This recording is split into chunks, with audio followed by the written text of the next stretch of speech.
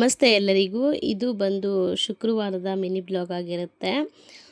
ಶುಕ್ರವಾರ ಈದ್ ಮಿಲಾದ್ ಇರೋದ್ರಿಂದ ಮಕ್ಕಳಿಗೆ ಸ್ಕೂಲು ಹಾಲಿಡೇ ಇತ್ತು. ಸೊ ಅದಕ್ಕೆ ಟಿಫನ್ ಏನೂ ಮಾಡಲಿಲ್ಲ.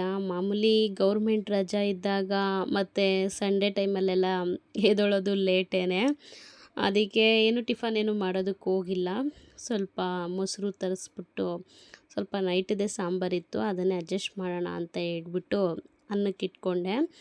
ಆಮೇಲೆ ಸ್ವಲ್ಪ ಯಾಕೋ ಟಯರ್ಡ್ ಆಗಿತ್ತು, ಒಂಥರ ಹುಷಾರಿಲ್ದಂಗೆ ಆಗಿತ್ತು ನೈಟು. ಸೊ ಅದಕ್ಕೆ ತಿಂದಿದ್ದು ಕೂಡ ಪಾತ್ರೆನೂ ತೊಳೆದಿರಲಿಲ್ಲ ನೈಟು. ಅನ್ನಕ್ಕೆ ಇಟ್ಕೊಂಡು ಪಾತ್ರೆ ಎಲ್ಲ ತೊಳೆದ್ಬಿಡೋಣ ಅಂತ ಹೇಳ್ಬಿಟ್ಟು ಎಲ್ಲ ಕ್ಲೀನ್ ಮಾಡ್ಕೋತಿದ್ದೆ ಪಾತ್ರೆನ. ಆಮೇಲೆ ಇನ್ನೊಂದು ಏನಂತ ಹೇಳಿದ್ರೆ, ಬುಧವಾರ ನೈಟು ನನ್ನ ಮೈದ ಮಂತ್ರಾಲಯಕ್ಕೆ ಅಂತ ಹೇಳ್ಬಿಟ್ಟು ಹೋಗಿದ್ರು. ಗುರುವಾರ ದರ್ಶನ ಮಾಡಬೇಕು ಅಂತ ಹೇಳ್ಬಿಟ್ಟು ಅವರು ಶುಕ್ರವಾರ ಬೆಳಿಗ್ಗೆ 7 ಗಂಟೆಗೇನೋ ಬಂದರು. ಇನ್ನು ಊರಿಂದ ಬೇರೆ ಏನೋ ಚೀಟಿ ಹಾಕಿದ್ದೀನಿ, ಮಟನ್ ಕೊಟ್ಟು ಕಳಿಸಿದ್ದೀನಿ ಅಂತ ಹೇಳ್ಬಿಟ್ಟು ಊರಿಂದನೂ ಕೂಡ ಫೋನ್ ಮಾಡಿದರು.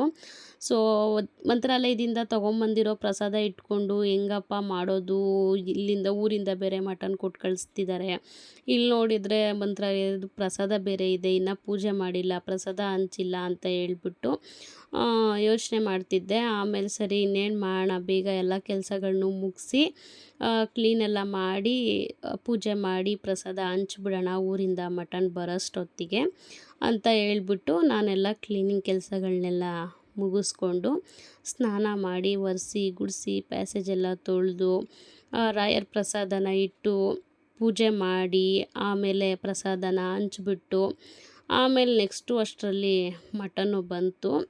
ಒಂದು 3 ಗಂಟೆಗೇನೋ ಅಂತ ಅನಿಸುತ್ತೆ ಮಟನ್ ಬಂದಿದ್ದು.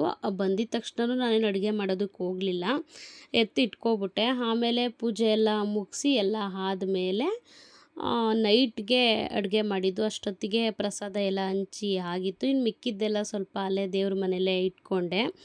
ಇದ್ರದ್ದು ಪೂರ್ತಿ ಲೆಂತಿ ವಿಡಿಯೋ ಬಂದು ನಾನು ಆಲ್ರೆಡಿ ಯೂಟ್ಯೂಬಲ್ಲಿ ಅಪ್ಲೋಡ್ ಮಾಡಿದ್ದೀನಿ. ಟೈಮ್ ಇದ್ದು ಇಂಟ್ರೆಸ್ಟ್ ಇದ್ದರೆ ಹೋಗಿ ಚೆಕ್ಔಟ್ ಮಾಡ್ಬೋದು. ನನ್ನ ಚಾನಲ್ನ ಯಾರೂ ಸಬ್ಸ್ಕ್ರೈಬ್ ಮಾಡ್ಕೊಳ್ದೆ ನೋಡ್ತಿದ್ರೆ ದಯವಿಟ್ಟು ನನ್ನ ವೀಡಿಯೋಸ್ನ ಸಬ್ಸ್ಕ್ರೈಬ್ ಮಾಡ್ಕೊಂಡು ನೋಡಿ ಅಂತ ಕೇಳ್ತೀನಿ. ಫಾಲೋ ಮಾಡೋದನ್ನು ಮಾತ್ರ ಮರಿಬೇಡಿ. ಇದಿಷ್ಟು ಇವತ್ತಿನ ವಿಡಿಯೋ ಆಗಿತ್ತು. ಮತ್ತು ನಾಳೆ ವಿಡಿಯೋದಲ್ಲಿ ಭೇಟಿ ಆಗೋಣ. Thank you for watching. Bye.